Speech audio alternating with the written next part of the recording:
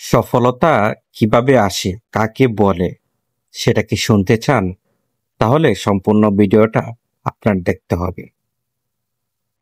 আমি মনে করি কারো সহায়তা ছাড়া আপনি পরিশ্রম করে যে সফলতা নিয়ে আসতে পারবেন সেটাই বড় সফলতা।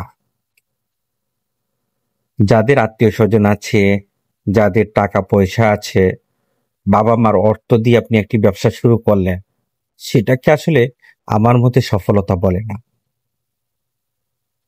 আমার মতে সফলতা হলো শূন্য থেকে শুরু করা, যেটা শুধুই আপনি একাই সেই সফলতা নিয়ে আসবে আপনার পরিশ্রমের মাধ্যমে। সেটাকেই বড় সফলতা আমার কাছে মনে হয়। আরো বড় সফলতা মনে হয় যে আমি দিনে এক বেলা খাবো, তবে হালাল ইনকাম থেকেই খাবো। আমি ছোট একটি ব্যবসা করছি, সেটা থেকে আমার ৩০০ টাকা আর্ন হচ্ছে প্রতিদিন, কিন্তু সেটা থেকে আমি আমার সংসার চালিয়ে যাব, জীবন চালিয়ে যাব। আমি হারামের কোনো পথ বেছে নেব না। এবং ব্যবসা যখন আমি করছি, সেহেতু আমার টাকা দিয়েই করছি। আমি দোকান ভাড়া দিচ্ছি, আমি পরিশ্রম করছি। তাই আমি কেন একটি মিথ্যা কথা কাস্টমারের সাথে বলে আমার রিজিকে হারাম ঢুকিয়ে দিব? আমার রিজিক যেন সম্পূর্ণ হালাল হয়। আপনি যখন রিজিকটা হালাল ইনকাম করে হালালভাবে জীবনযাপন করবেন, তখন আপনি যে কোনো ইবাদত বন্দিগি করলেই আল্লাহ তাআলা কবুল করবে।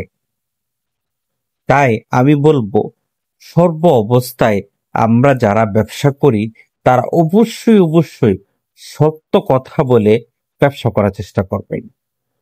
তাহলে আপনাদের জীবন চলতে একটু কষ্ট হবে, তবে আল্লাহ তাআলা কোনোভাবে না কোনোভাবে আপনার জিন্দেগি পার করবে।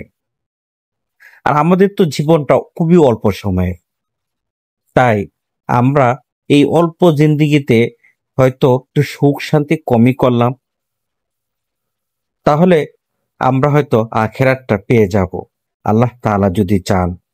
আমরা কেউই পৃথিবীতে আমল ইবাদত বন্দিগি করে জান্নাতের আশা করতে পারি না। আল্লাহ তাআলার দয়া ছাড়া কেউ জান্নাতে যেতে পারবে না। তাই আমরা হয়তো চেষ্টা করতে পারি, আল্লাহ তাআলা হয়তো আমাদেরকে এই প্রচেষ্টা দেখে খুশি হয়ে আমাদেরকে জান্নাত দিতে পারেন। আমার কথাগুলো যদি ভালো লেগে থাকে, অবশ্যই সবসময় আমার পাশে থাকার চেষ্টা করবেন। যদি সম্ভব হয়, আমার ভিডিওটা দেখে ভালো লেগে থাকলে অবশ্যই একটি লাইক, একটি কমেন্ট